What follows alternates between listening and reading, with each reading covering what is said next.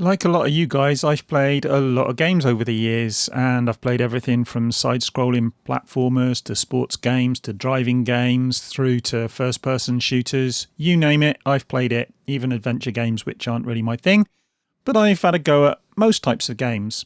But like you guys, I've got my favourites, and my favourites always tended to be sports games and shooters, really, first-person and third-person shooters. So, having those types of games as my favourite types of games has been, well, quite a depressing experience over the last few years, because I've watched all my favourite types of games devolve into something completely different. Now, change isn't always a bad thing, but I think in this case, it is. We've seen the demise of sports games. In the past, we had a veritable smorgasbord of different football games and tennis games. You name it, we had lots of different types of games. But then slowly, companies like EA have got control of those. And so we're getting fewer examples of football and tennis and all those types of things. In fact, up until a couple of years ago, we didn't get very many tennis games. You know, I used to play games like Topspin and Project Gotham Racing, Burnout, Fight Night, Speedball 2, which was a kind of sports game that I suppose you could compare it to Rocket League these days. A sports game, but of a unreal sport. And, you know, I've watched these games disappear or be completely bastardized. I mean, as I say, Fight Night's gone, Burnout's gone, Project Gotham Racing's gone, Topspin's gone. And then you get into games that are still around that have been completely ruined. Command and Conquer is now a mobile game chock full of microtransactions. The same with Dungeon Keeper. And, you know, I've watched all my favourite games slowly drift away. FIFA, look at FIFA now. It's all concentrating on Ultimate Team. NHL, same. NBA 2K, well, we all know what's going on with that one. Call of Duty, microtransactions. Battlefield, microtransactions. Deus Ex had microtransactions. I didn't play the most recent one, but I heard it did. That was one of my favourite games of all time, the original Deus Ex. Fallout's become a live service full of microtransactions. And, you know, this was an offline adventure game, the type of adventure game that I did enjoy. Wolfenstein, most recently, a beloved linear shooter, was carved up and turned into the sort of game that would be dreamed up by, well... maybe a Nazi, the sort of game that B.J. Blazkowicz would have shot, burned and kicked into the sea. We all talk about Half-Life 3, and we've all been wanting to see Half-Life 3 for years. But in the current climate, I hope they never make it. Collect the full G-Man and Barney suits with our premium cosmetic crates. No more need for a crowbar, just load up with in-game currency. Oh, and we'll introduce it a month after launch to avoid bad reviews and keep the age rating low.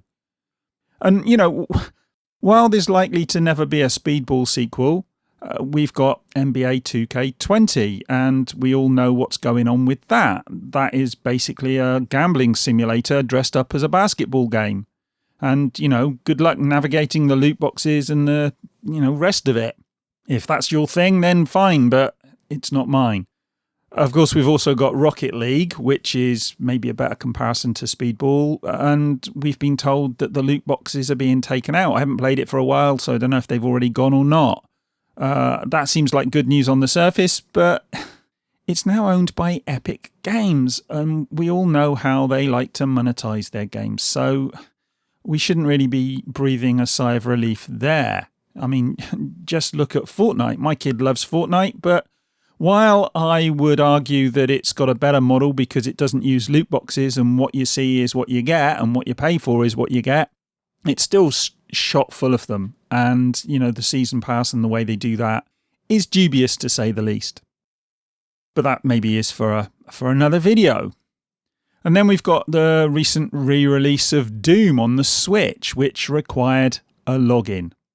A login on a 25-year-old game. Now, they backtracked about that, but nevertheless, they tried to put it in there. And they said it was a mistake. Yeah, of course it was a mistake. It was a mistake thinking that people wouldn't notice, perhaps. You know, and that's almost as bad as Activision putting microtransactions in COD Modern Warfare Remastered a couple of years back. It's not as bad as that, but come on, really? What's more concerning, though, are the rumours that Bethesda is intending to bastardize Doom Eternal. Even the title suggests that it may be, well, it may be getting a game as service model. Here we go. Please don't do that. Because Doom is one of the most beloved games on the planet, and Doom 2016 was, well, more than a fitting spiritual successor to the earlier games. And it was, it was almost perfect in the way it dealt with its mechanics, and everything about that game was fantastic. If Bethesda treat Doom like they've treated Wolfenstein and alter the game to improve its monetization potential, it'll make a profound and cynical statement to the gaming world.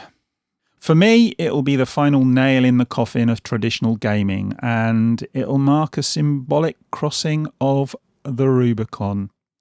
Because once Doom's no longer sacrosanct, once it joins the inauspicious ranks of beloved games that have been tainted by the limitless greed of modern AAA gaming, then we can be sure nothing's safe. And I think we're pretty much there already. So we need to watch carefully, because we could be watching the end of an era. We could be watching gaming morphing into something completely different. And, sometimes change, as I say, isn't a bad thing. But in this case, I think it is. And while many of us will mourn the passing of our favourite pastime as it mutates into a twisted parody of its former self, other younger gamers who've grown up with season passes and horse armour and loot boxes and service models, well, they'll probably barely even notice the change, because it's happened slowly and by increments. And many modern gamers are like a lobster sitting happily in a pot. They're blissfully unaware that anything's wrong. And, we've all sat there and watched it happen. We've all, let this happen. And I was thinking this the other day. I was thinking, oh, well, I wouldn't be so, worried about season passes. I'd quite happily go back to season passes. Would I really? That's not how it was. We all used to moan about season passes, and now we're looking at them and thinking, well, I'd rather have that than what we've got now. And many of you, like me, will find this whole sorry episode in gaming to be bloody depressing. But unfortunately, as I say, we're a dying breed. We're dinosaurs, pining for past times. Stop moaning, we're told. Developers need to make money, and of course they do, and yet they're making money hand over fist. They're making more money now than they were even 5 years ago. These practices aren't driven by the need to keep themselves afloat. They're driven by limitless greed. It's not necessary. And what's more, these practices aren't good for the industry.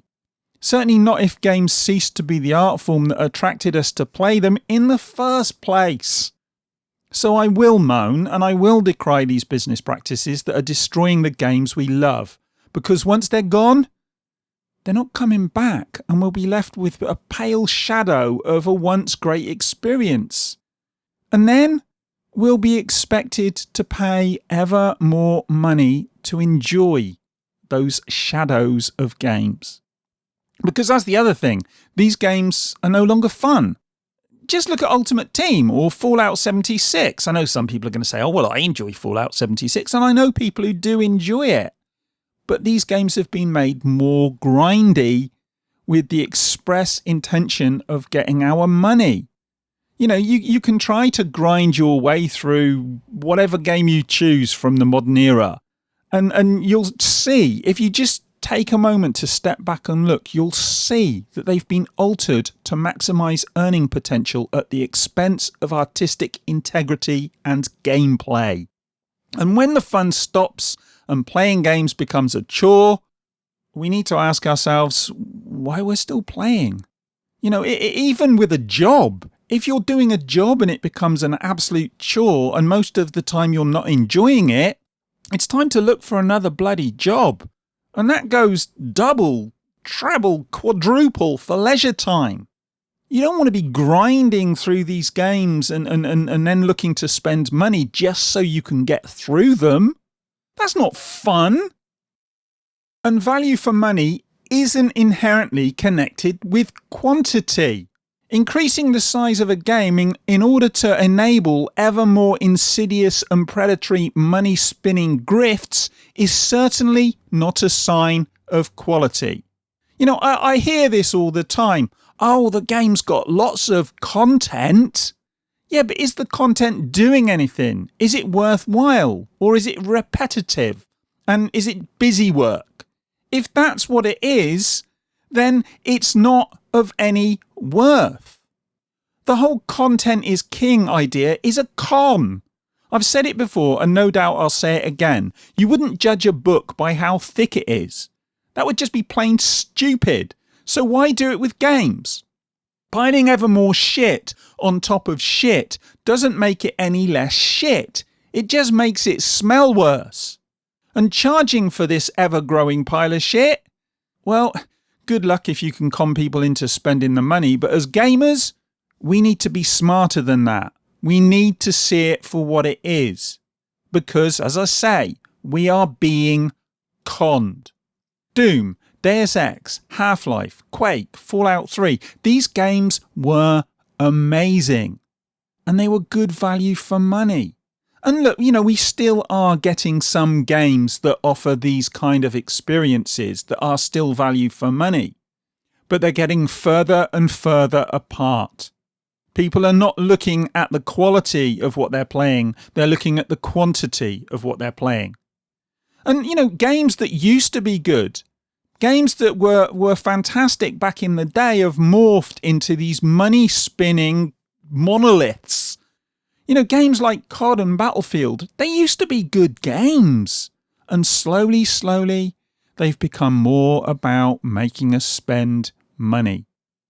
And back in the day, they still made a boatload of money. Not as much money as the loot box riddled parodies that we're seeing more and more now, but enough money to make people who developed and published them very rich. So as gamers, we need to be asking ourselves what we want from our games. Do we want these pale imitations of what came before? Oh, and okay, look, you know, in many cases they look fantastic and there are good things about them, but they are increasingly less fun to play. So do we want to spend our time grinding for loot that's all but unobtainable? You know, I've got no problem with loot, but if it's almost impossible to get unless you spend money, what's the point? You know, because ultimately we're going to give up and dip ever more into our wallets. So we're spending money in lieu of playing games. And do we want to watch as more of our friends and families become hopelessly addicted to these predatory mockeries of games that we used to love? Seriously, it's a serious question. You know, and I'm sure some people will be happy with the way things are going. I don't know why, but they will. But for me, enough's enough. I've already stopped playing FIFA and I've already stopped playing Call of Duty. And year on year, there are more games that I look at that I used to play that I no longer want to play. Not because I don't want to play those games as they were. You know, I'm fine with games that move themselves on. I mean, there are some monetary issues with the latest Gears of War game. But in terms of the actual gameplay, certainly in the single player, it has moved things on and it's a great game and that's actually improved the game. So there are glimmers of hope there. And Sony, let's not forget Sony and there's a whole raft of games that they've produced that have been value for money and good quality and have not been exploitative. But for much of the AAA industry, many of the games that I used to play, I'm done. I don't enjoy these empty, joyless shell games. And it's becoming increasingly difficult to find games that are worth playing, with those obvious notable exceptions. AAA games, for the most part, the games that used to be the games that I wanted to play, and used to be the games that offered at least some guarantee of quality, for the most part, they're no longer for me. And that's sad for me because I feel like I'm missing out on a great chunk of gameplay that I would otherwise love to play. And I'm I'm becoming less and less interested in playing games as a result. And I'm sure I will dip into some of these games. But even when I do, I often dip in and then get fed up very, very quickly and move on to something else. And the list of games that really engage me, it's getting smaller. Year on year, it's getting smaller. And the fact is, I refuse to give the parasites at EA and Activision and 2K and other companies any more of my money. For the most part, at least. Like I say, there will be exceptions. And if they produce a good game, if Doom Eternal comes out and it's a fantastic game, I will buy it. But I always sit and watch now and wait for the other shoe to drop. Because even after a game has come out now, it might look great when it first comes out, and then they add microtransactions after the fact, or do some other crap to mess the game up. Would you pay money to the record company that destroyed the Beatles' back catalogue? No, you wouldn't. Of course you wouldn't. So why would you be happy to give money to Andrew Wilson and Bobby Kotick and Strauss-Zelnick and all the other corporate thieves who are destroying the video game industry? Because that's what it is. They are destroying the video game industry. They are turning it into something else.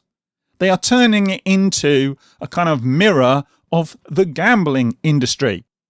There are people out there who are angry about this and upset about this, but I don't know why more people aren't angry and upset about this. So I'll ask you again, why would you give people like this your money? They are destroying the games and the industry you love. Seriously, why?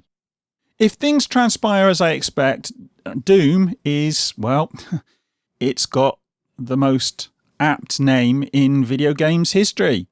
Perhaps John Carmack and John Romero were prescient and they saw this descent within the game industry coming all those years ago.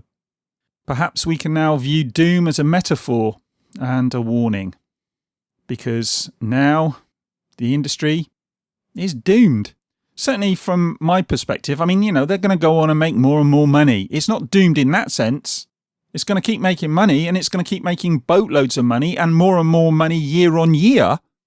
At least for those who survive, because these games as service, not everyone can keep them up. And a lot of games will drop by the wayside and we'll end up with fewer and fewer games, certainly big games. Just look at EA. I mean, look at the number of games they put out. I've already made a video talking about that. The output from EA has gone down, not up.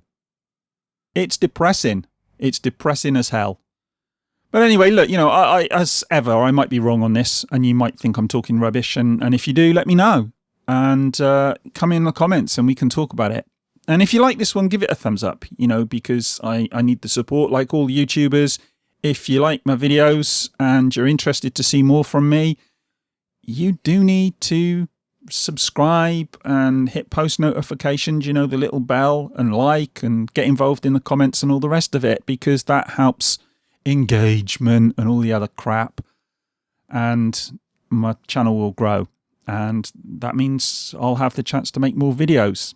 Like everyone else out there, we're all trying to get views. Yep, that's the way it is. But anyway, look, I'm done. I'm going to go and grab a cup of tea, and I will speak to you in the next one. Bye.